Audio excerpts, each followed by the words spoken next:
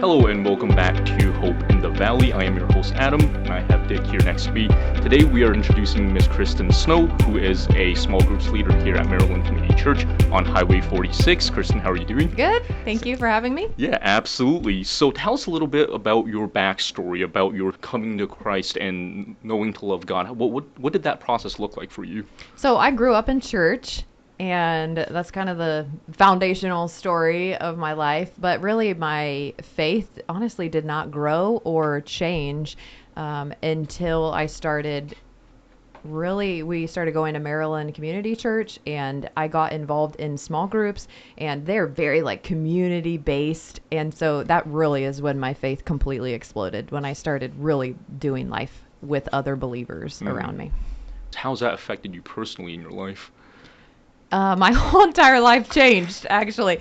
I mean, really, everything actually changed because there's so many things that the Lord requires of us inside of this unified body of believers of Christ. And those requirements, to love one another, to spur each other on, to forgive each other, to bear each other's burdens, all of those things that he tells us to do, you cannot do those unless you're doing life with other believers. It's impossible, to stand on the outside and just look in and forgive somebody. That doesn't even make any sense, Right. and how do you serve others? Like, how do you make a meal and go to their home? If someone's having a day or they're going through a cancer treatment, you can't do any of these things that the Lord requires of us as the body standing on the outside. So when you move to the inside of this and you start doing life with people, and being in these small groups or, and maybe sometimes it just naturally breaks off in a church, you have a group of friends, quote, that you like and you spend time with, and that becomes your life group inside.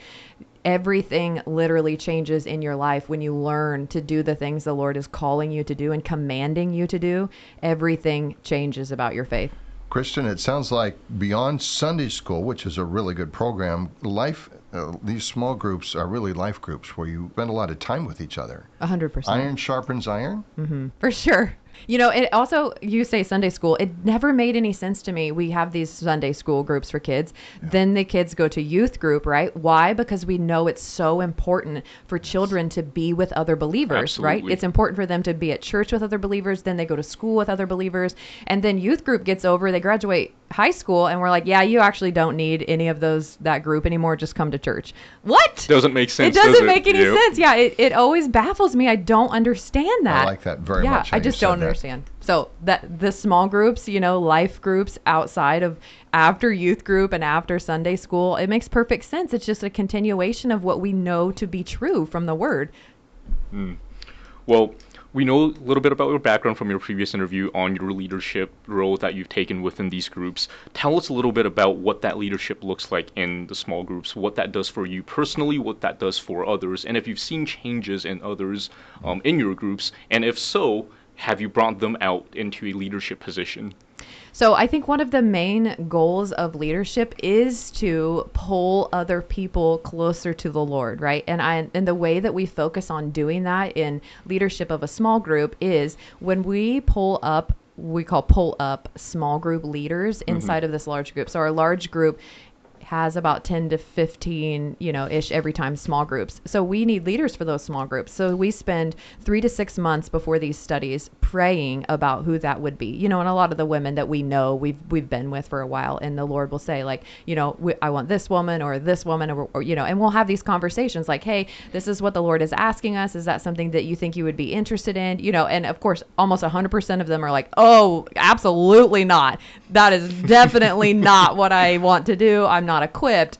I have no idea how to do that. I've never done that before. They give all of the reasons, but our job as leadership is to say, well, this is what the Lord is saying, okay? And we're going to be obedient to that. So that's all the Lord requires of us, and that's what we tell these small group leaders. Like, the Lord just wants you to be obedient, and this is what he's calling right now. And so the Holy Spirit inside of them will equip them, to do this work. And we come alongside of them and we really try to figure out their giftings, because we want everybody to grow closer to Christ inside of the way that they are gifted from the Holy Spirit. And so if the Lord reveals that to us or reveals that to them, we will move them so that they work inside of that gifting, where the Lord has really, really placed them to be most effective in the kingdom. And Kristen, it sounds like you get in their face a little bit. Friendly, Christian-wise, but you get in their face a It's little the bit. truth. Yeah, I do believe that we have to do that with each other. That is accountability, Yes. right? And I would not be an effective leader if I didn't have women around me that said, Kristen, that was too far, or Kristen, you said the wrong thing, Oh, or Kristen, you yes. shouldn't do that.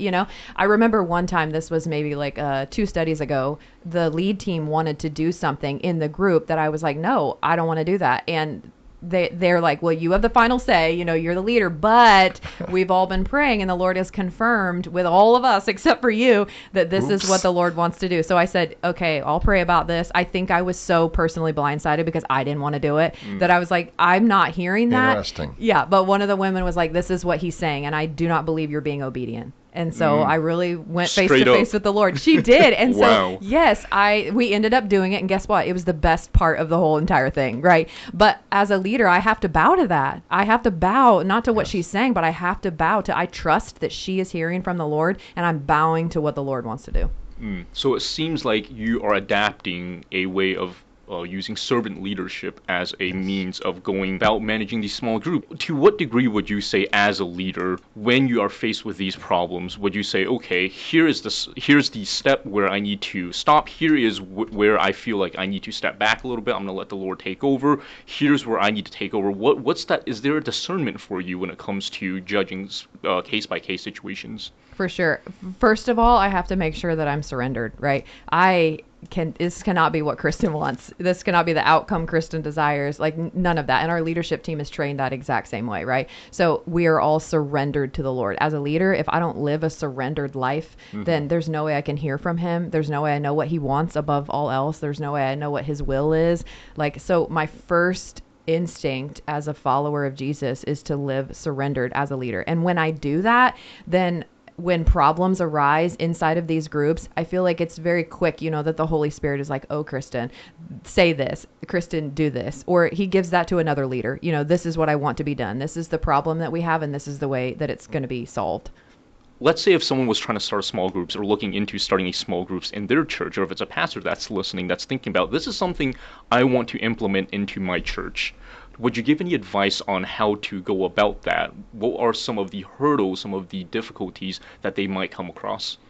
First, pray. Absolutely. That is I think that's missed a lot. I know that sounds really dumb. No, it's essential. Yes, but it is missed, right? I missed it for years. I just was like, oh, small groups. And I just, bam, like a bull in a china shop. I just went for it. And it really imploded, right? Because the Holy Spirit wasn't at the center of it. So I would pray, first of all, pray and get a lead team around you that is full of the Spirit, that lives a surrendered life, and figure out what the Lord wants for your church, because that's going to be different for everybody, right?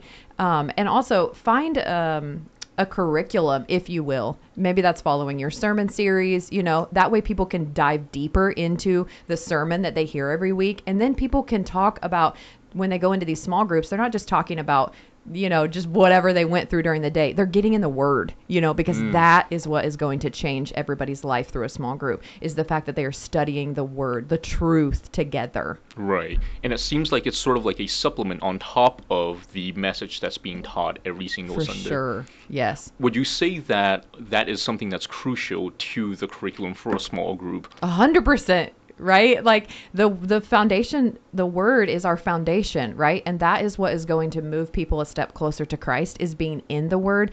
And then in turn, they can start hearing from the Lord because they're in the Word. And that gives everybody in the small group an ample opportunity to understand how different people are interpreting this, right? I read this and I gleaned this from it. You read that and you heard what?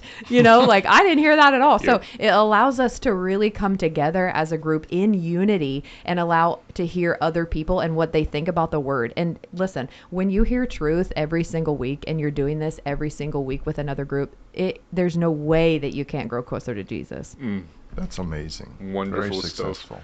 Well, Kristen, thank you so much. We're having to wrap up here Absolutely. with our 11 minutes. It's always a joy having you here in the studio, and hopefully we can have you again sometime soon. Yes. So, Kristen, if our listener wants to learn more about you, where can they find you? Sure. So I have a website. It's www.bskministries.com. So I write Bible studies. I also have partner Bible studies on YouTube. So if you want to do a small group, you can download a free Bible study. You can watch the videos on YouTube. It's perfect. Like, everything is done for you. Start a small group. That's awesome. Thank you so much. Yeah.